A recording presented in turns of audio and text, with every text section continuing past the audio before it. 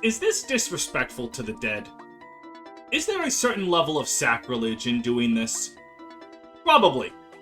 Hey, welcome to another tier list video. The last one I did was ranking all like 800 characters in this series, and I didn't get any death threats for that one, so I can assume that my opinions aren't so terrible that I can't do another tier list. This one is just how much do dead parents, or dead parent adjacent, in Fire Emblem work, in my opinion. Like, which ones are good, which ones just die to be a dead parent, or adjacent. Not every parent is shown on screen, that's why Cornelius is right here, because I don't think Marth's parents have portraits. Ever. So, and then some of these are parent adjacent, like Roy gets to have his dad alive, so Hector fills that role. Rest in peace. So, let's just get to it. I've amassed quite a lovely graveyard down here. So, let's just judge character death. Because that's where I am in my life now. So, Cornelius is representing Marth's parents. Because Marth's parents, again, don't have a face. Except probably like in the manga or something for a single panel. Marth's dad's death kind of kickstarts the game, so it's not really anything you feel. I will admit though, I do like how Marth's mother, like when you learn she's dead. Because it is when you capture Marth's home back. You go to Altia, you capture the castle, Marth is home, he is victorious, he has taken back his home. But then he learns his mom is dead, and his sister has been whisked away by Garnup McFuckface. And there's a, like, hollow feeling. He should be joyous, he should be happy, but his mom is dead. So the timing on that is very good. It, like, a theme of Arcanea is the glory and sorrow of war, and when they choose to tell you that Marth has lost his mother, works. But, at the same time, I don't even know her name. I don't remember his father's name. I'm really trying to think about it, but I cannot remember the name of Marth's dad. So, I don't think it worked very well in that sense. I think Marth's mother, her death does the job, nothing more, nothing less. Rudolph! Listen, you can make very valid arguments about how his plan was the most convoluted bullshit that he probably could have handled a lot better. But the man saw that the Age of Dragons was ending and hatched a plan that involved his own death to give his son the power to win, and it worked. There are a lot of valid criticisms with how dumb Rudolph's plan can be if you, like, zoom out the camera and really think about it. But I think the fact that it works, and how badass Rudolph's intentions and actions were, I think makes up for it. Because imagine walking up to God, because that's what he does to Milia. He walks up to God and says, "You know why I'm here, bitch. Fight me." And I think that's raw as hell. And his death works to, like, progress Alm's arc. In terms of dead parents, I think Rudolph does a really good job. Celica's dead parents don't do anything, so I don't have her on here. I couldn't really think of, like, a Celica character that dies. So, yeah. Moving on, because FE3 is just Marth again, and no new parents are killed. I guess Boa dies. Who gives a shit about Boa? We're on to Byron, I think his name is? No, that's the gym leader from Sinnoh, but also this guy's name. I think Byron does his job very well as a dead dad, in the sense that he kicks off everything going wrong. Byron's death starts the because Chapter 5 of Fire Emblem 4, everything goes wrong. Like, Byron dies, Quan and Eflin die, Sigurd himself dies. Like, everything goes wrong. But at the very start of that chapter, the first thing that happens is Byron, whom Sigurd has been searching for, trying to clear his name the entire game almost. And he's limping across the country, desperately trying to make it to his son, with a whole horde of men right on his ass, ready to stab him to death. It's the perfect tone setter for Chapter 5, which is arguably the most emotional chapter in Fire Emblem history. And I think Byron kicks that off very well. So, I think he does his job great. Good dead dad. It feels like cheating to put Sigurd on this list, right? Like, can you really say that Sigurd has the same amount of build-up as, like, Elbert or Fado or Jer? Like, is it really fair? But Sigurd is Selip's dead dad, so I can't say anything about Sigurd that people who played FE4 don't already know. The fact that your main character dies is an incredible twist. What he did in life, everything about him's good. It would just, to explain it all, I would just have to do a video on Sigurd. But his death kickstarts things, it's a great plot moment. His legacy really matters for Seliph, like, you don't forget that Sigurd dies right after he dies. Like, he's still around in spirit, literally, if you count Chapter 10. His impact is felt. Sigurd is a death done right. Same thing with Quan. Which, like, again, he was a playable character. The fact that he dies is a gut punch because you just have to... I literally just talked about Quan in my Trevant character analysis. But the Yeed Massacre is incredibly depressing. Quan's death is a great impact on Leaf, and how it bleeds into Thracia 776. It is wonderful. You know, as wonderful as a man gruesomely dying while watching his daughter get carried away by his archenemy can be, but beautiful nevertheless. But Leaf is so lucky that he had a dad, and he died, and then Leaf got second dad, and then second dad died. Dryas is one of my I hate that his name is pronounced Dryas. Dorius was way better. Dryas is one of my favorite, like, not playable characters in the franchise. Because he has a well-established personality, being like, haha, honor and whatnot, and how that ties into Reinhardt, as well as Leaf and Augustus is great. And his death is purely Leaf's fault. You know that the assault on Frege... Fuck, what is Miranda's country? Connaught? You know that whatever Leaf sends Dryas on fails, because it's dramatic irony. You know from FE4 that Leaf is getting his ass beat.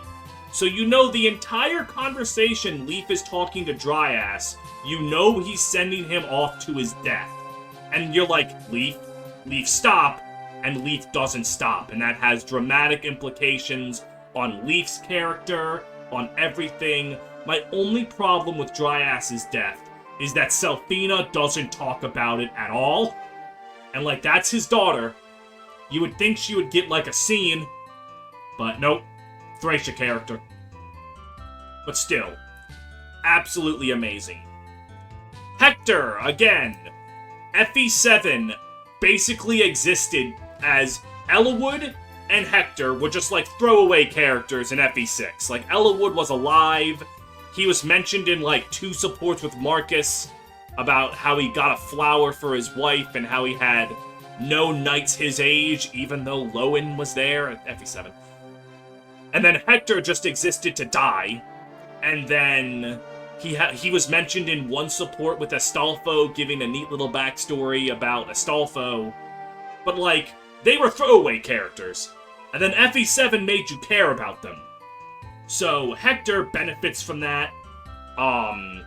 It's Hector. Anyone who's played FE7 knows it's Hector. And, like, in the context of FE6, I would probably put this at C tier, alongside Cornelius. But FE7 literally existed to make you care about Hector more. It's what a prequel is supposed to do. So, on the one hand, you might say Hector's death in FE6 doesn't really matter all too much in the grand scheme of things. It's kind of like Mark's parents or Byron. Counting FE7 with it's kind of unfair, but like, that's what a good prequel does. Makes you care about something you didn't care about in the context of the original story. So I think that in the context of a dead parent, Hector is very good at that. The one thing, obviously, everyone nitpicks this with Hector's story is the Armand's curse is a retcon, because the Armand's does not... For those unaware, Hector takes the Armand's axe, which he's warned, if you fight with this, you will not die peacefully, you are cursed to die on the battlefield, and Hector takes it anyway, and that's supposed to allude to his death in FE6. Problem is, you can wield the Armands with anyone in FE6 and no one cares. Gonzalez, Geese, fuck, if you want to give Zealot an axe rank and use him, doesn't matter. And that is like a glaring problem, but it's not enough for me to think that Hector doing that's not fucking awesome, so I'm putting Hector in S tier. Elbert! He does his job pretty well. He's the catalyst for the events of FE7 to start, and the entire first half of Ellawood's story is to get to him. And then you get to him, and he dies, and everything is miserable, and his death kickstarts Ellawood being like, I need to stick with this. Like, there are more important things I need to do right now. So, like, Elbert's death is felt, his ramifications are good. There's one scene, I wish it wasn't just in a fucking pre-chapter, like, text scroll that most people just skip. I hate it so much because it's such a depressing scene. It's the pre-chapter text right after Elbert dies. It describes Ellawood, like, on Fargus's ship, holding his father's corpse, and I think the exact wording, holding Elbert's hands as if he could warm him back to life. That is such a depressing scene, and I wish I could see that, because I'm willing to bet like 70% of FE7 players don't know that happened because it's in the opening text scroll. Like, God. But Elbert does his job pretty damn well. And that is balanced out by Ninian. I don't know if it's fair to count her, because her plot death is incredibly significant, but it also just gets undone. But, like, Peleus can get undone, Kaze can get, like, enough of these can get undone that, like, I guess it counts. It's so fucking bad. Like, because she gets brought back. Because Bramamond Ex Machina, it's so dumb, alright? Like, Ninian comes in as a dragon, forcibly changed by Nurgle, gets cut down by Ellawood, and then there's a lot of sad boy hours where Ellawood's like, I can't bring myself to wield Durandal again. I've killed the woman I love, but not actually the woman I love, because we need to keep my relationship status ambiguous, so we're not going to have me commit to Ninian. Lynn and Fiora are also options, but then, God. And then they just bring her back. And there's no goddamn reason for it. Like, Nurgle, in his last dying breath, brings back 3 fire dragons, so Ninian has to come in, get revived for some damn reason, and kill 2. While it would have been so easy to keep Ninian dead and have Nurgle only bring back 1 fire dragon. Because 1 fire dragon killed Ephidel, who was built up and then just died off, not off screen, but like, died in a cutscene to flex the fire dragon's power. You know how powerful they are. You don't need 3 of them to make it a threat. Just 1 coming through does the job. And then you could have Ellawood rise up, kill the fire dragon, to show growth as a character from when he came in the first time and had to flee from the fire dragon, and show that you could do all of that and not have to bring Ninian back and make the entire, like, last 4 chapters of FE7 feel pointless. Like, why were we weeping about Ninian if she just gets bumped? I hate it, alright? I hate it. Such a dumb death. Why does she come back? Why isn't Takumi here? Doesn't he do the same thing? I already have 2 characters for Fates. I hate Takumi for the same reason. I'm pretty sure it's him that dies and then comes back in Conquest or Birthright. I can't remember. So, you know that Fire Emblem 8's my favorite game. That's been pretty well established. So you think, wow, he's about to tell us how Fado is some secret, underground, No, he's alright. Fado does lead to some interesting parallels between Erika and Leon. Like, Erika learned that her father died, and that's what propelled her to be stronger, to go out and seek Ephraim, and become, like, a stronger woman because of it. Whereas Vigard's death is what made Leon crumble. There's a neat parallel you can draw there. But, like, it doesn't change the fact that he shows up in the prologue, and then you learn after Chapter 1 he's dead, and you don't really feel anything. He's mentioned twice in supports. Once with Erika and Larchelle's support, where Erika mentions that she doesn't care if he just ran away like a bitch. Like, she doesn't care that he died a, quote, honorable death. She just wanted her father there. And that kind of, like, is interesting because Fire Emblem really seems to believe in honorable deaths. So Erika just saying, I don't care, I still miss my dad. Because, like, it doesn't matter how honorable the death is, you're still dead. People are gonna, like, mourn you. And not anyone I would be saying that about in particular. So he does have that going for him. It's also mentioned that he raised Ephraim to be emotionally detached, which is interesting for Ephraim. But Fado kind of just does the job. Like, I feel more for the woman that existed for 1 chapter of screen time than I did him, and that should be a problem. Speaking of Ismare, I don't know if I should have counted her here, but it just, she was significant enough to a lot of the Sacred Stones fan base, like they remember Ismare, to really be worth talking about. Is it Ismare? There's no H in her name. Ismare. She shows up for 1 chapter, gets, like, her castle surrendered because some incel named Carl wants to fuck her, which, like, there's a Jimmy Neutron joke to be made in there somewhere. And then when she is staring death in the eyes from Kalik, she's like, I'm not going to help you. Go fuck yourself. Kill me if you want it. I'm not giving it to you. The Sacred Stone. And that is badass. It leaves an impact. You feel sorry for, like, that Ismare is like the ultimate one-off episode filler arc character. Not like, she's a character that shows up, has your arc, and it's done by 22 minutes. You feel for her, she's amazing, she does the job. So, I think she does a great job with that. And, like, in the context of dead parents, she might not be Erika's mom, but I still felt for her. It's weird if she really counts for this. I probably shouldn't have put her on here, but she's just that cool. Grail does his job wonderfully. You can kind of tell he's going to die because they never let you play as him, which, like, that's gonna come back. But in the, I think he's alive for 9 chapters? 8 chapters? You immediately like him. His relationship with his mercenaries and his children is fantastic. His character builds up some kind of mystery as to his backstory before he dies that makes you intrigued about him.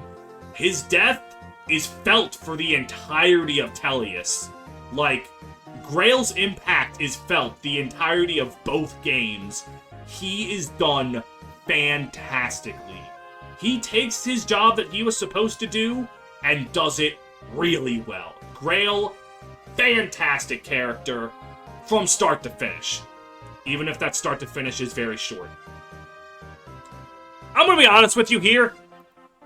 Tellius is here because FE10 doesn't really have anything to, like, comparable to this.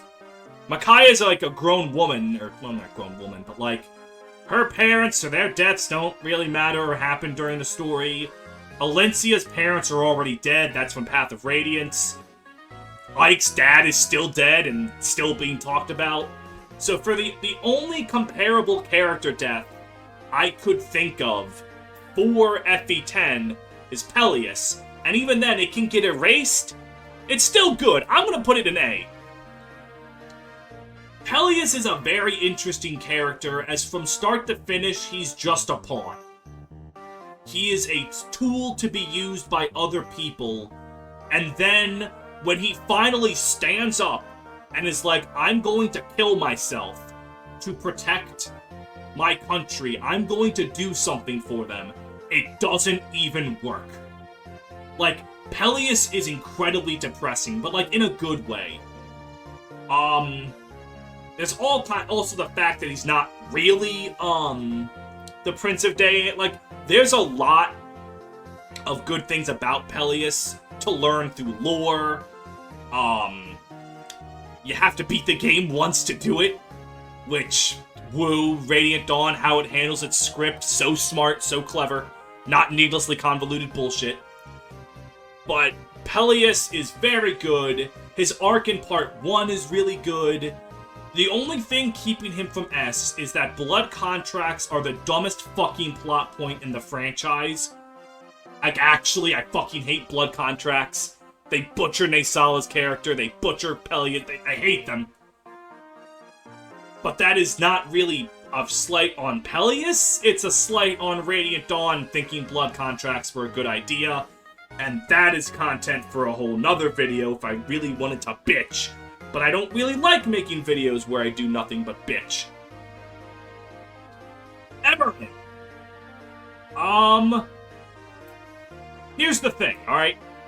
If we believe the paralogs are canon, where, like, Gangrel, Walhart, Emerin, Aversa, Yenfei, all that, she's F tier. Because her living fucks over Awakening's plot in so many ways it's not even funny. But I am willing to say A, because I think most people assume that those aren't canon. Because if they were canon, they would be dumb. So, there's not much to say. Like, you think you're gonna save Emerin with the Philia plague, and then Philia gets shot down in the streets of Miami by archers. Her suicide, first of all, the fact that it's a suicide, much like Peleus, kind of elevates it even farther than the others in terms of self-sacrifice. You can't sacrifice yourself much more than that. The repercussions that it has throughout not just Gangrel's arc, but into Walhart's arc. Her impact that she has on Chrom. Fuck! Chrom! Oh my god, Lucina had a dead parent. I need to put Chrom on here. I literally can't not put him. Awakening. Chrom. Chrom. We're getting there. Emerin's impact on Chrom and Robin are felt. Like, her death was probably Awakening's best plot beat, in my opinion. Like, the Gangrel arc is pretty goddamn good, and Emerin's a big part of that. And then right after Emerin is the boss against Mustafa, and her impact. Her death is handled very well, and I honestly think it's Awakening's best plot beat.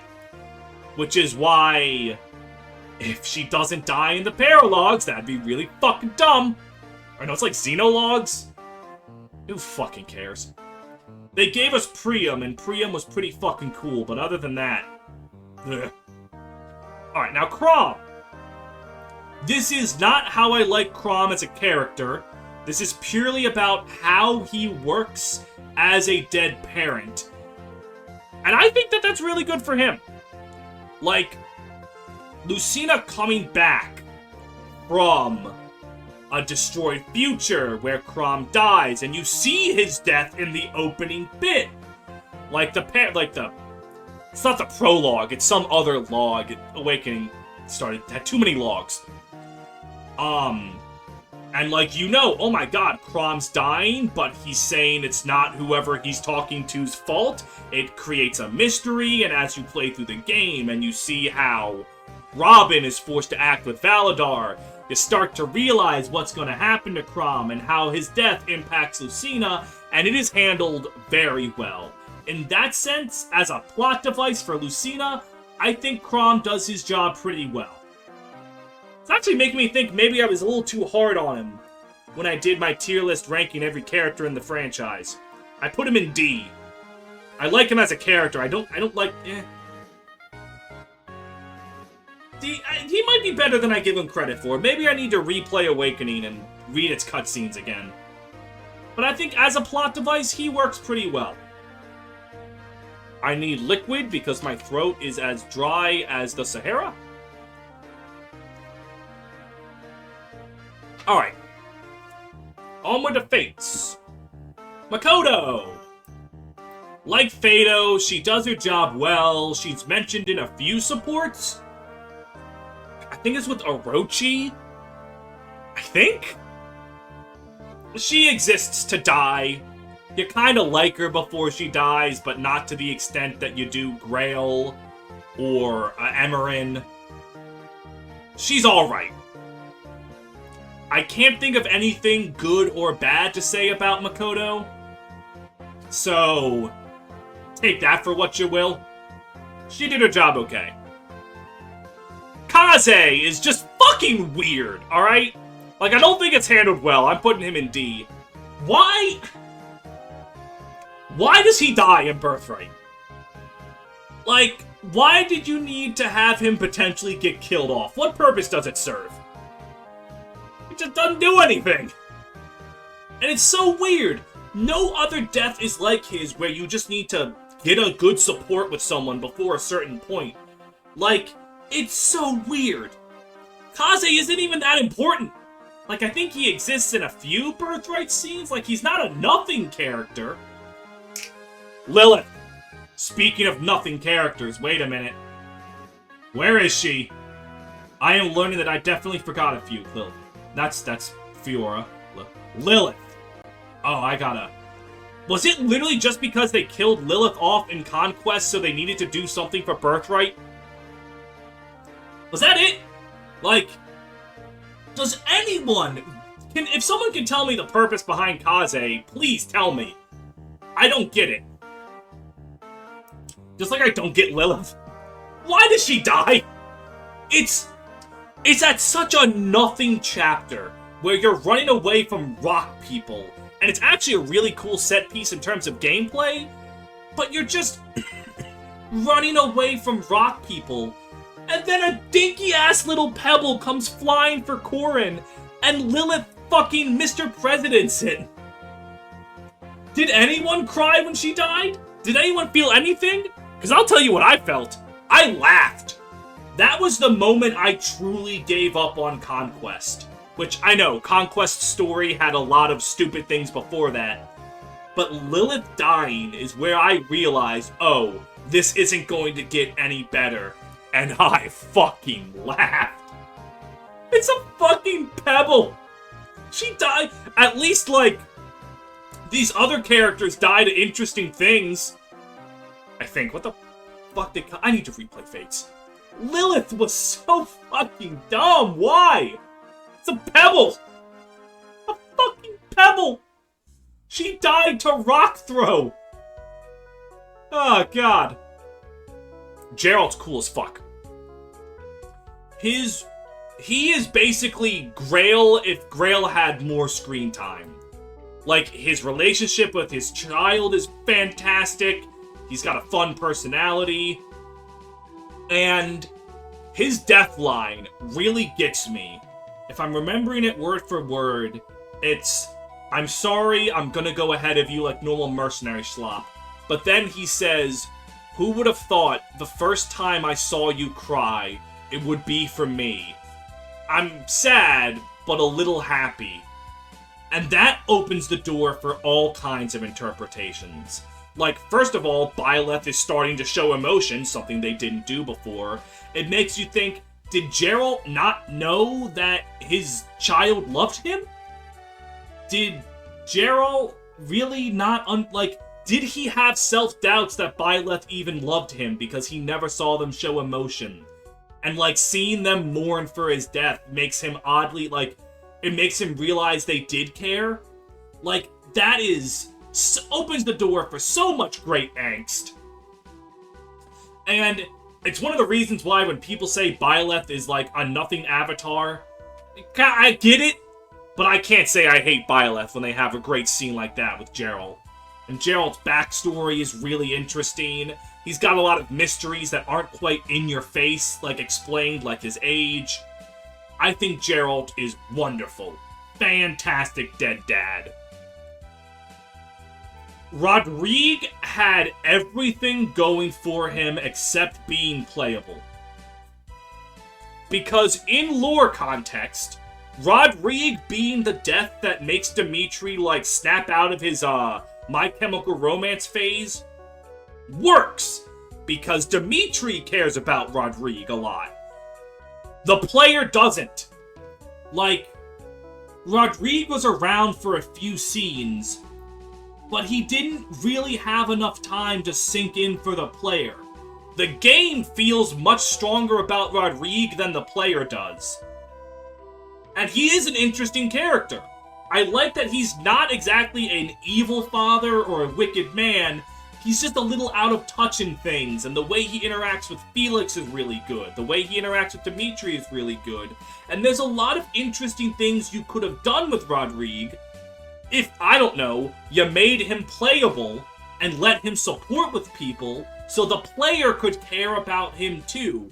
You could still kill him off, but since the player had no reason to care, it doesn't hit as strong. I think Rodrigue is pretty good, but I will admit he could have been so much better. Just make him playable, give him a few supports, and then kill him off for Dimitri. Like, that would work. Instead, he kind of just does his job. Like Fado, like Makoto.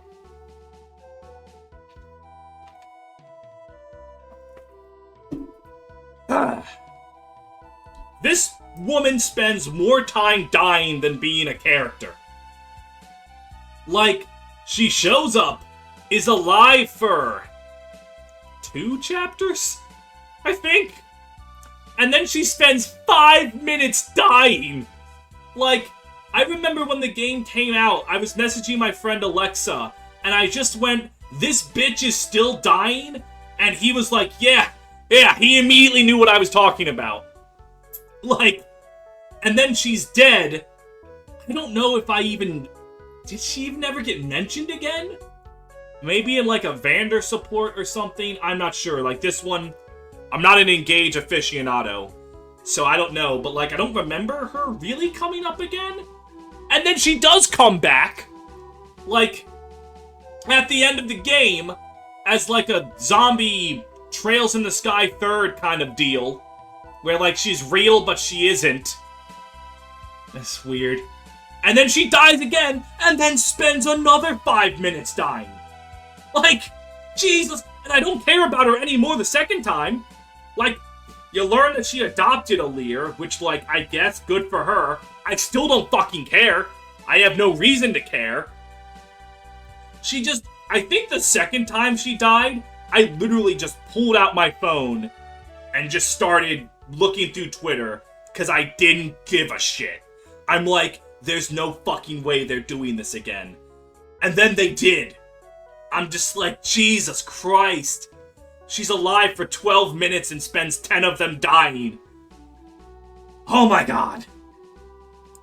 So I think the moral of the story here is if you're a blue-haired woman, your death scene sucks.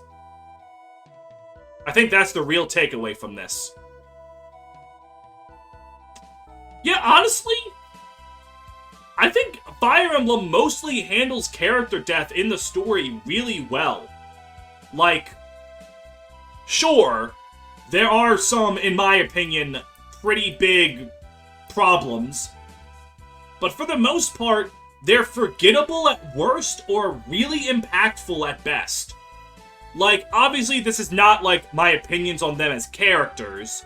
Like, I like Kaze more than a D. I think Kaze's pretty cool as a character, but, like, his death is stupid. Conversely, I love Hector. I think I'd put him in, like, an A-tier character. He's not an S-tier, in my opinion, but I like him.